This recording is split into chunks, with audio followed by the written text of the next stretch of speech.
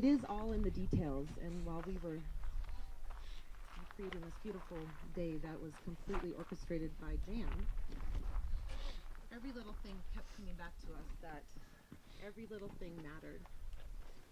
And that is exactly who Jan is. She was all about the details. She didn't carry that bag around with all the little life-saving things that she had for every single person.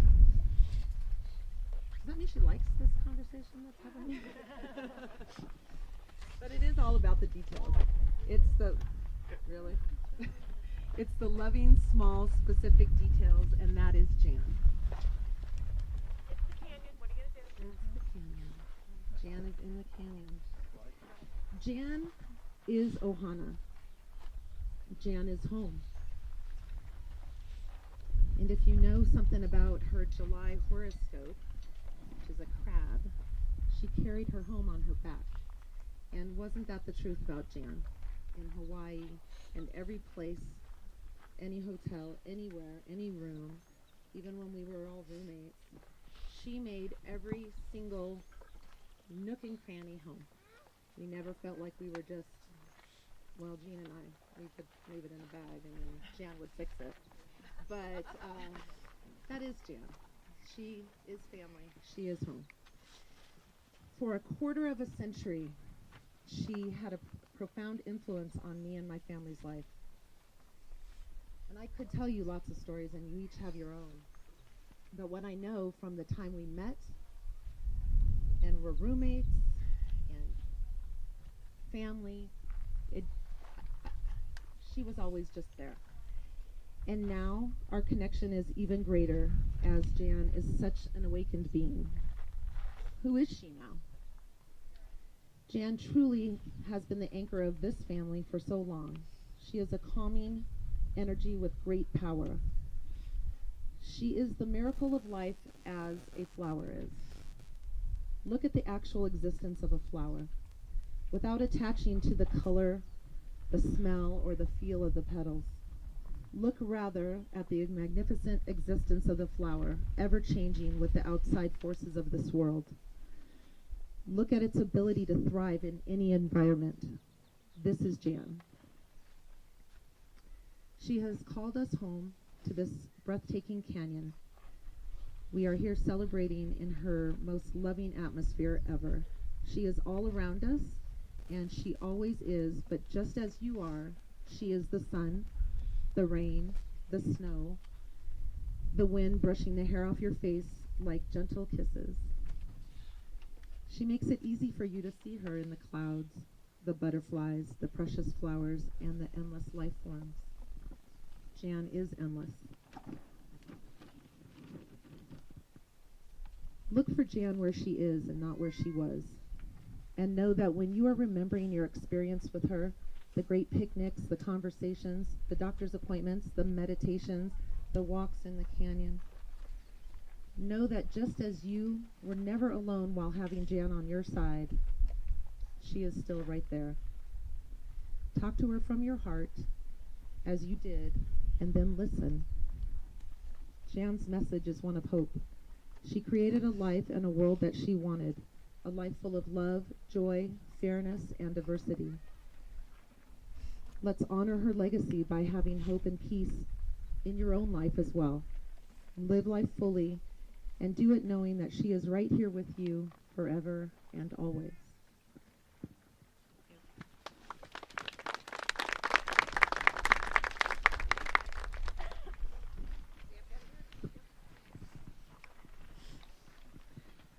I'm sure you're sick of seeing me, so here I am. Okay, so my sister is named for my aunt. Her name is Jan Patrice, but we always called her Aunt Patty. And my Aunt Patty is a marathon runner who developed a rare form of lung cancer about 3 months after my sister did, maybe a little longer after. So she cannot be here today because she's in the middle of treatment. But she wrote something out for the service. I'm just going to read that real quick. Golden moments never fade. I can clearly see myself in my waitress uniform at my summer job when I first heard that the babies had arrived. Miracles squared. I couldn't wait to see them, not often enough, unfortunately, as college was in Florida. When I soon met Tom, her husband, I had 3 must-haves for a husband, one being a good father. I loved watching Tom play with the girls on our home visits. I would say Jan seemed particularly enamored, spending a lot of time just sitting quietly on Tom's lap. One of my favorite wedding day memories is Jan in her little flower girl dress, holding onto Tom's hand throughout the ceremony. Priceless, precious, and reassuring that I was indeed marrying the right man. We got to see the girls grow and develop distinct, lovely personalities over the years. Jan was most like our Gwen, that's my cousin, and she died of lupus when she was 18. The peacemaker, who always made sure everyone was okay. Jan had a heart filled with love and such a giving spirit. My cousin Brian, reminded me of another particularly loving Jan moment. Brian had finally worked up the courage to ask an actual girl to his first high school dance. She agreed and preparations were made. The night before the dance, she canceled. Brian was crushed. Jan happened to call shortly after. Jan seriously offered to fly to Orlando to be Brian's date. Unbelievable, but very loving and very Jan. Brian wrote all this in his journal at the time, which his daughter recently discovered when she wanted to know more about Jan. Hearing all about Caroline was also something I looked forward to.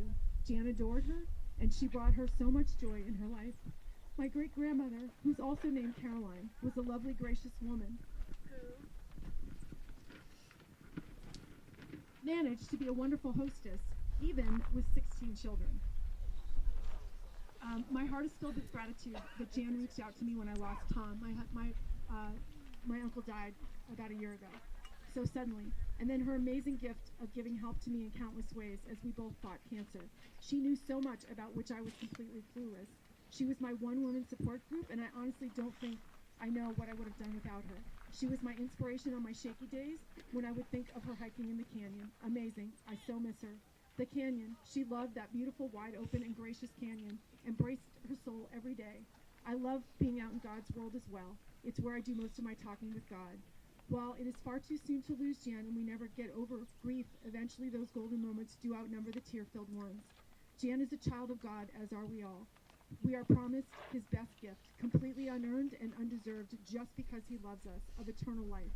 I know Gwen is catching up with Jan and helping her settle into her new spectacular home. Our pastor just sent us all a reminder of something John Wesley always said. Best of all, God is with us.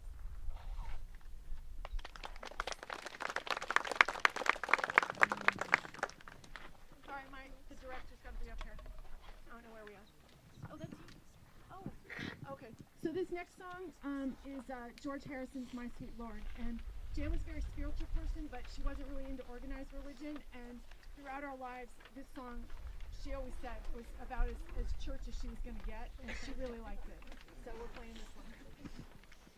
Sing along if you know the words, because you know I'm going to.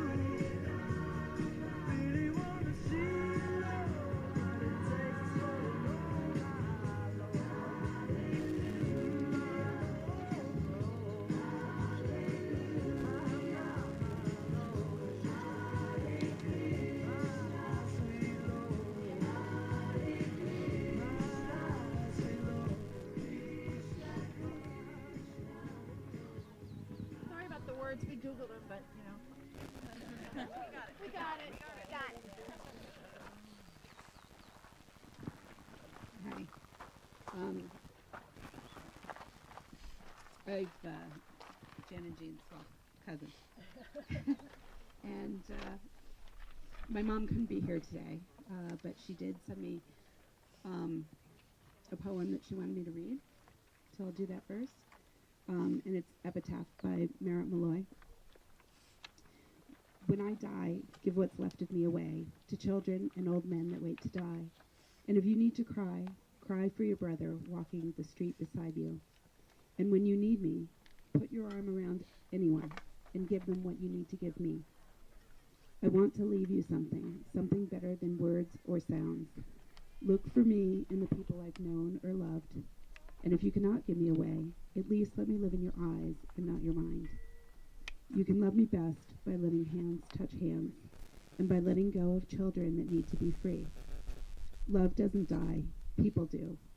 So when all that is left of me is love, give me away.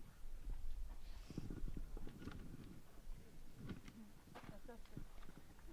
Gotta love Esther. That's my mom. Yeah.